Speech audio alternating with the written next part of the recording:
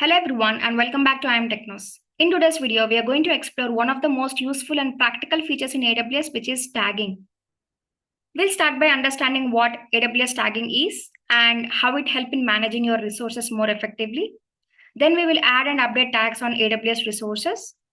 Next, we will explore the tag editor to manage tags across multiple resources from one place. After that, we will organize our resources using the AWS resource groups. And finally, we will clean up all the resources we created to avoid any unwanted charges.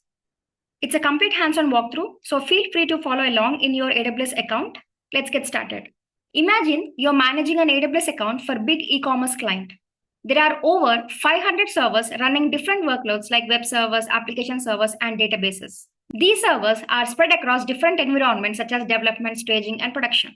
So how do you quickly find out what each server is for or which team owns it without logging in? You can use tags to each server to show what it does, like it belongs to a production server, having a web application belongs to a team A. For example, if you want to find all production web servers, you just filter by those tags without logging into each one. So tagging your servers keeps everything organized and saves you a lot of time. So what is AWS tagging? AWS tagging is a way to add labels or metadata to your AWS resources like EC2 instances, S3 buckets, and more. Each tag is made up of a key and a value, both of which you define. Think of it like putting a name tag or a sticker on your resources that describes what they are, who owns them, or what environment they belong to. Now that we understand what AWS tagging is, let's look at some important ways tags can help you manage your AWS environment more effectively. First, cost allocation tags. These tags let you track your AWS billing by specific projects, teams, or departments. Next, resource grouping. AWS lets you create resource groups by filtering resource based on tags. Then, access control via tags. You can define IAM policies that grant or restrict permissions based on resource tags. Automation is another powerful use case. Tags can be used within AWS Lambda functions, step functions, or system manager automation documents to perform tasks selectively on resources with specific tag. AWS Tag Editor is a helpful tool that helps you manage tags across multiple regions and AWS services from a single console. Finally, tag policies via AWS organizations. If you manage multiple AWS accounts, tag policies help enforce standardized tagging rules across all accounts in your organization. In summary, tagging in AWS isn't just about organizing resources. It's a fundamental practice that supports cost management, security, automation, and governance. Now let's switch to the AWS Management Console and see how tagging actually works in real-world scenario. I'm logged into AWS Console, working in North Virginia region. From the search bar, I'll navigate to EC2 first. Let's launch our first instance. Click on Launch Instance. Under the names and tags, I will name this instance as Web Server Prod. Tags are case sensitive and AWS recommends using lowercase for consistency and easier management. And AWS allows up to 50 tags per resource, not just for EC2, but for most services that supports tagging. So I can click on Add Additional Tags to include more tags as needed. For instance, I can add metadata such as environment as production, add another tag like department as DevOps. Once the tags and basic configuration are set, I proceed to launch the instance. Tags can also be added after launching the instance. Just select the instance, go to Tags tab, click on Manage Tags, and then add a new tag. You might add something like Client XYZ, and also an expiration date like December 30, 2025. Then hit Save.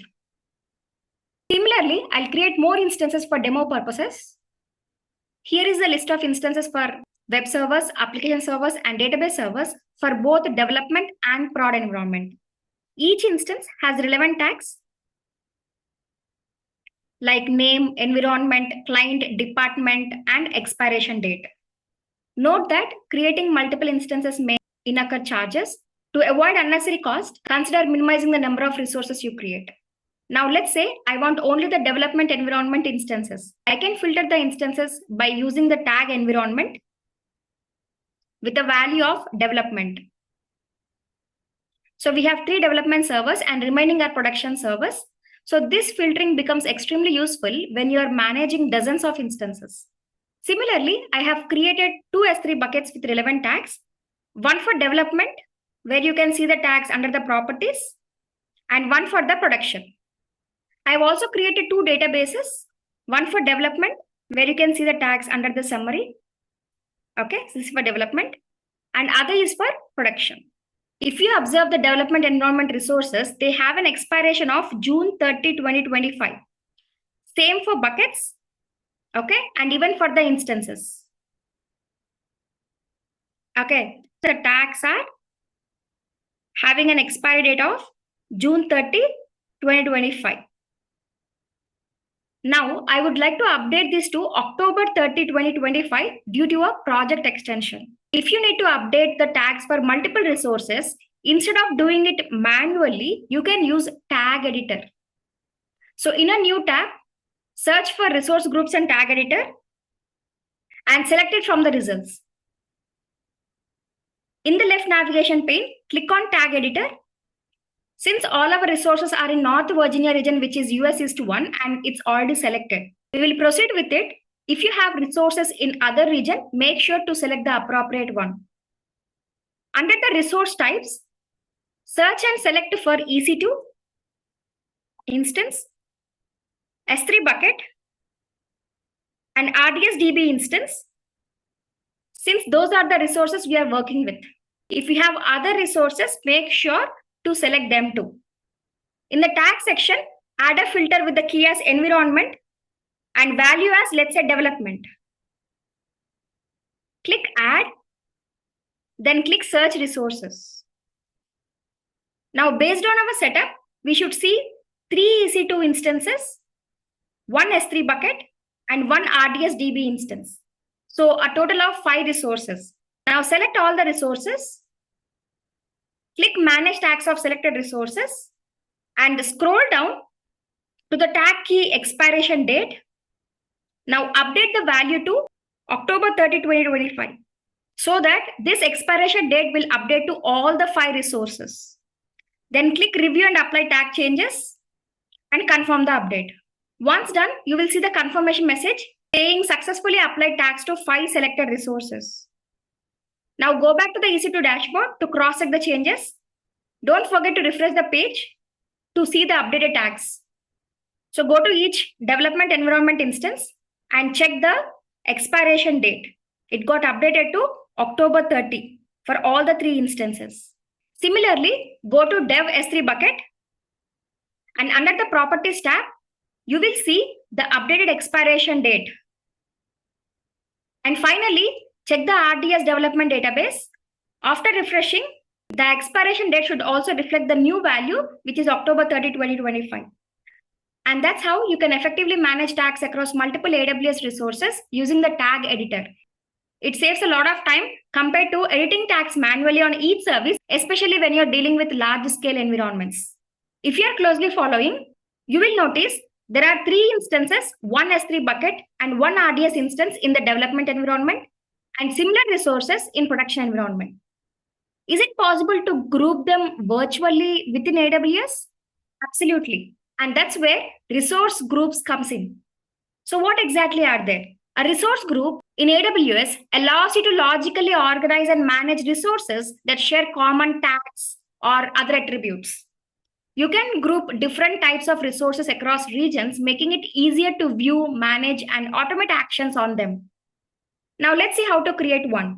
In the same console where you worked with the tag editor, you will find a resource group under resources in the left navigation. Click on create resource group. Now let's set up a group based on tags. You can also do this using CloudFormation stack, but for now, let's stick with tags.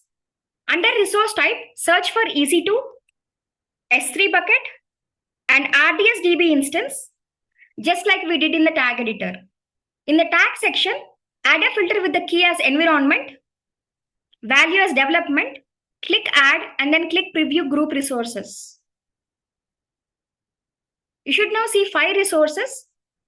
Scroll down and give a group name, for example, dev, environment, resources. Okay, and click on create a group. Once the group is created, you will be taken to a dashboard showing all the resources with the tag. Here you can view the group name and its ARN, group type and criteria, the group resources, and their associated tags, if any. Now create another group for production environment. Choose tag-based again. Select resource groups. Filter by tag environment as production. And you should be seeing the 5 production resources. Give the group a name like prod environment resources. Click create group and you will be directed to the dashboard. Finally, click on saved resource groups in the left navigation to see the list of created groups. And that's how easy it is to use AWS resource groups to organize and manage your infrastructure. This not only simplifies day-to-day operations, but also supports better monitoring, cost tracks, and access control.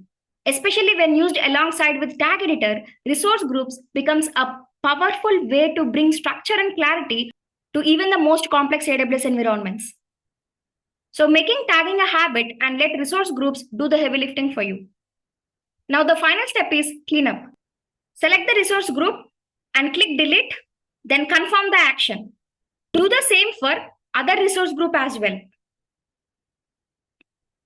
You need to explicitly delete tags using the tag editor because when you delete resources like instances, bucket, and databases, the associated tags are not deleted along with them. So under resource type, search for EC2, S3, and RDS. And without giving any tags, you can simply click on search resources. It will reflect all the resources in both production and development environment. Select all 10 resources and click manage tags of selected resources. Scroll down and remove tags for all. Click review and apply tag changes and confirm the same. Now go to databases, select one of the databases and under actions, click delete. Make sure you disable the create final snapshot option and enable the acknowledgement that you're okay with deleting all the components of the database. Then type delete me and click delete. Repeat the same step for the second database as well. Since RDS deletion takes some time, you can proceed to delete S3 buckets in the meanwhile. So select each bucket and delete them one by one. Select the second bucket. Finally, head over to the instances section, remove any filters you have, and you should see all the 6 EC2 instances. You are not seeing any names because we removed the tags using the tag editor. Select all the instances. Under instance state, click terminate and confirm the action. Once done, double check all the resources to ensure everything is deleted. This helps avoid unnecessary charges. That's it for today. If you have any questions, feel free to drop them in the comments below. Thank you for watching and I'll see you in the next video. Take care and happy learning.